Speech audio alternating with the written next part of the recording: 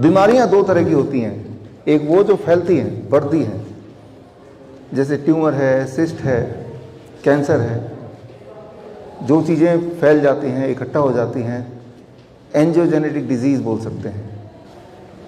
आपके बॉडी में इस डाल की तरह ब्रांचेस हैं, उसके भी ब्रांचेस हैं जिसे ब्लड वेसल बोल सकते हैं सिंपल भाषा में, और उसके भी और छोटे, जैसे इस ब्रांचेस के और आगे निकल सकते हैं और भी आगे निकल सकते हैं। तो उसी तरह से बॉडी में है, जितने ब्रांचेस होने चाहिए उससे अगर ज़्यादा ब्रांचेस कहीं हो, यानी कि उस भाग में ज़्यादा खाना मिल रहा है, ज़्यादा नरिशमेंट मिल रहा है जितनी की उसकी आवश्यकता नहीं है, ऐसे में वो वाला भाग बाकी सारे बॉडी से ज़्यादा तेज़ी से ग्रो करेगा, और बहुत ज़्यादा तेज़ी से ग्रो करेगा तो उसे आप बोल देंगे ट्यूमर, उसे बोलेंगे सिस्ट, उसे कोई ना कोई एक नाम देंगे, आउटग्रोथ, कोई ना कोई नाम देंगे। फिर आगे अगर वो वैसा ही कुछ बॉडी के किसी और भाग में दिखेगा तो फिर उसको हम फिर कैंसर की तरफ बोलने की कोशिश करेंगे। एक तो ये तरीका है। दूसरा, बॉडी के कहीं कहीं जितने ब्रांचेस होने चाहिए उससे थोड़े कम हैं, यानी कि वहाँ ठीक से खाना पहुँच नहीं रहा, तो यानी कि वहाँ जितने भी सेल्स हैं वो मरने लगेंगे, ठीक से परफॉर्म नहीं करेंगे। तो वो जो वाला सेल होगा, किडनी वाला सेल होगा, वो मरेगा तो हम बोलेंगे किडनी फेलियर। वो हार्ट होगा तो बोलेंगे हार्ट फेलियर, फेलियर शब्द आगे लगा देंगे, राइट। तो आप देखेंगे बीमारी जब होती है तो दो ही तरीके हैं ब्रॉडली, ज़्यादा खाना मिलना या कम खाना मिलना। इन दोनों को बैलेंस कर लेंगे, जिस तरह से आप गाड़ी को बैलेंस करते हैं, एक्सीलरेटर होता है और ब्रेक होता है, दो ही चीज़ होती है। तो एज ए ड्राइवर आपको बैलेंस करना पड़ता है between accelerator and brake, right, तभी गाड़ी आगे बढ़ती है ज़िंदगी की। अगर इनमें से कोई बैलेंस बिगड़ गया then what we call as accident. इस तरह से अगर हम समझेंगे तो मुझे लगता है ये कॉम्प्लेक्स चीज़ बड़ा आसानी से ठीक हो सकती है। अब ये थर्ड फ्लोर में है जैसा आप देख रहे हैं, और आप सब मोस्टली चल के ही आए हैं। बस इतना ही अगर आप कर पा रहे हैं तो जो भी आपकी दिक्कतें हैं, मुझे पता है अंदर से, क्योंकि हम तो देखते हैं इस तरह के पेशेंट्स को और कई कई साल से देख रहे हैं कि वो पूरी तरह से बॉडी ठीक कर ही लेती है, चाहे वो किडनी फेलियर हो, चाहे वो हार्ट डिजीज़ हो। बॉडी की जो रिकवरी की क्षमता है वो बड़ी फास्ट है, बहुत ही मिरेकलस है।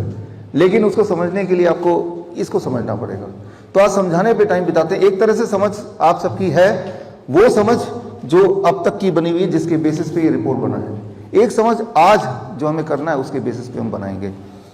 अगर आप बोलते हैं कि कैंसर है या ट्यूमर है या ट्यूमरस ग्रोथ है, तो चार बातें आपको समझनी होगी, तो सारा खेल समझ आ जाएगा।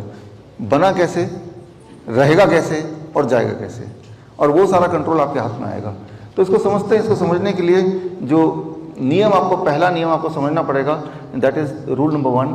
रूल नंबर 1 ये है, चार ही नियम है। पहला नियम ये है कि हम में से हर एक के बॉडी में एक खास तरह का कैंसर सेल होता ही होता है। उसे हम बोल सकते हैं इंडोलेंट कैंसर सेल।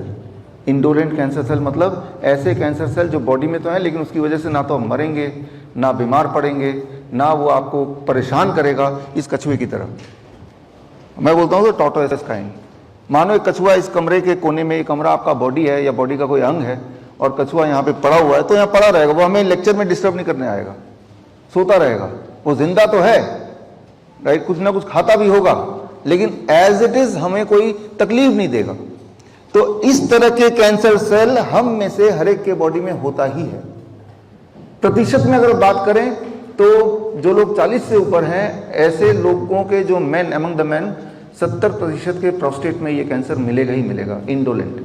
मतलब हम में से, जैसे मैं 50 का हूँ या होने वाला हूँ अगले महीने या इसी महीने, तो अगर मेरी तरह 10 लोग हैं, 10 के अगर हम प्रोस्टेट का कैंसर का टेस्ट करें, PSA करें, तो 10 में से 7 लोगों को बोल देंगे तो ज़बरदस्त कैंसर है। 7 लोग वो ऐसे पाया जाता है कि जिनकी कभी एक्सीडेंट से देहांत होता है, तो तब आउट ऑफ क्यूरियोसिटी जब उनके इस तरह के बायोप्सी के सैंपल निकालते हैं, तब ये देखा गया है। ये जितनी सारी मैं बातें बता रहा हूँ, इनके सबूत आपको आज ही मिल जाएंगे, एविडेंसेस, रिसर्च पेपर्स आज ही। तो रिसर्च पेपर पे अभी डिटेल ना करके, क्योंकि आज को आपको मिल ही जाएगा, आप पढ़ सकते हैं, सिर्फ उसको सिंप्लीफाई रखते हैं।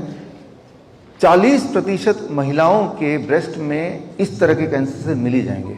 आउट ऑफ एवरी 10, 4 लोग, राइट। और थायराइड की बात करें 70% लोगों के थायराइड, 100% लोगों के जो 40 साल से ऊपर हैं, हर एक के थायराइड में कैंसर मिल ही जाएगा।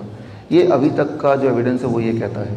मतलब ये जो लोग 40 साल से ऊपर हैं, कई थायराइड का अगर बायोप्सी कराएंगे तो वो डॉक्टर बोलेगा आपको कैंसर है और इतना ज़्यादा है कि आपको chemotherapy, radiation, whatever they have to do, right, उस लेवल का कैंसर की बात कर रहे हैं। तो ये है पहला नियम। लेकिन असली में ये वो है जो इंडोलेंट बोला जाता है, जो कि आपको तंग नहीं करेगा, ज़िंदगी भर बैठा रहेगा, वो सभी के बॉडी में है। इस पहले नियम के अनुसार हम में से 100% लोग कैंसर पेशेंट हैं। फर्स्ट रूल के अनुसार जितने भी लोग 40 साल से ऊपर हैं, we all are cancer patient that way, diagnostically we all are cancer patient. ये बात तो दिमाग में एक बिठा लीजिए। तो कैंसर सेल होने का मतलब हम बीमार हो गए ऐसा तो नहीं है, राइट। और अब दूसरा जो बहुत इंपॉर्टेंट बात है कि बायोप्सी जो कि गोल्ड स्टैंडर्ड माना जाता है, बायोप्सी माना जाता है कि भाई बायोप्सी में जो लिखित आ गया कैंसर, तो समझ लीजिए कि वो उससे बड़ा कुछ और नहीं, ऐसे माना जाता है। Biopsy is known as a gold standard of cancer diagnostics. तो बायोप्सी पे कितना रिलाई करें? मैंने अक्सर देखा है पेशेंट्स को, आप में से कुछ लोगों ने महसूस किया होगा, जैसे ही लिखित पढ़ता है पेशेंट पहली बार कि वो कहीं कैंसर शब्द आ गया तो बायोप्सी की रिपोर्ट में, तो वहीं वो आधा खत्म हो जाता है उसी वक्त, राइट। तो इसको समझना पड़ेगा कि ये कितना रिलायबल है, जो वहाँ लिखा है उसको कितना माने या कितना नहीं माने, इसको आपको रैशनली सोचना पड़ेगा। दो तरह से आप किसी चीज़ को विश्वास कर सकते हैं। एक तो ये तरीका है कि कितने लोग कितनी बार कितने जोर से बोल रहे हैं, चाहे वो सबूत नहीं भी दे रहे हैं, और दूसरा सबूत क्या कहता है। तो आज हम सबूत की बात करते हैं, ना कि ये कि कौन क्या बोल रहा है। मैं एक ही उदाहरण दूंगा। बायोप्सी क्या होता है ये समझना आपके लिए ज़रूरी, क्योंकि वही आपका आधार है। जिन लोगों के नाम मैंने लिए उनके लिए आधार ही ये है कि बायोप्सी के बेसिस पे बोला कि मैं कैंसर। अब बायोप्सी क्या होता है, जहाँ पे लगता है कि यहाँ पे ट्यूमर है, यहाँ पे दर्द है, यहाँ इन्फ्लेमेशन है, यहाँ घाव भर ही नहीं रहा, तो शायद यहाँ कैंसर ना हो। तो वहाँ से एक टुकड़ा लेते हैं, उस टुकड़े को स्लाइड में कन्वर्ट करते हैं। वो स्लाइड कुछ ऐसा दिखता है जिसको एक ट्रेंड पैथोलॉजिस्ट उसको देखते हैं माइक्रोस्कोप से, फिर वो ट्रेंड पैथोलॉजिस्ट बोलते हैं कि ये कैंसर है या नहीं है। देखा, उन्हें जो लगा वो बता दिया, राइट। तो इस तरह का यही वाला स्लाइड मैं बात कर रहा हूँ। ये स्लाइड 800 पैथोलॉजिस्ट को अलग अलग बांट दिए गए और बोला कि बताओ ये नॉर्मल है, एबनॉर्मल है या कैंसर है। 33% लोगों ने पैथोलॉजिस्ट ने बोला कि ये तो नॉर्मल है, और 48% पैथोलॉजिस्ट ने बोला ये एबनॉर्मल है। 19% ने बोला ये कैंसर है, 19% ने। यानी कि वो लोग जो उस 19% वाले पैथोलॉजिस्ट के पास जाएंगे तो वो क्या लेके आएंगे? कैंसर लेके आएंगे। तो एक ही स्लाइड है, given to different people, different pathologist, तो उनके 3 डिफरेंट आउटकम। तो पहली बात तो ये समझ लीजिए अच्छी तरह से कि जो आपके रिपोर्ट में आ गया वो भगवान का बनाया हुआ आखिरी वाणी नहीं है, वो रिलायबल है नहीं। और इस रिलायबिलिटी है या नहीं है, इसी पे रिसर्च का मैं आपको मैं उदाहरण दे रहा हूँ। पूरा रिसर्च पेपर का कंटेंट मैं आपको आज ही दे दूंगा, राइट। तो अब मान लेते हैं कि कैंसर है ही, ऐसा भी बोलते हैं, तो क्या वो कछुए वाला कैंसर है, या एक और तरह का कैंसर होता है जिसे मैं बोलता हूं खरगोश वाला, जो वाकई में डेंजरस, खतरनाक होता है। मान लो एक खरगोश यहाँ पे हो तो हमें लेक्चर करने नहीं देगा। खरगोश यहाँ से वहाँ तक जंप करेगा, फिर वहाँ जाएगा, फिर इधर, राइट, गंदा करके पूरा कमरे को, कमरा आपका बॉडी है, फैला देगा सब जगह गंदगी। तो हम में से कुछ लोगों की बॉडी में ये वाला कैंसर सेल भी हो सकता है, एग्रेसिव कैंसर सेल। उन लोगों के बॉडी में दर्द होगा, उनका हीमोग्लोबिन कम होगा, उनमें कमजोरी आएगी, उनमें अलग अलग जगह पे ट्यूमरस ग्रोथ होंगे, वो लोग कैंसर से मर सकते हैं क्योंकि उनके बॉडी में ये है। लेकिन क्या बायोप्सी से ये पता चलता है कि जो हमने कैंसर डिटेक्ट किया है, जो आप देख रहे हैं, ये खरगोश है, कछुआ है? द आंसर इज नो, नहीं पता कर सकते। अभी तक ऐसी कोई साइंस आई नहीं है, ये पता नहीं कर सकते। तो क्या पता वो कछुए वाला हो, क्या पता वो खरगोश वाला हो, नहीं पता। यानी कि अब आगे का जो आपका इलाज होगा वो तुक्के से होगा, टोटली तुक्के से होगा।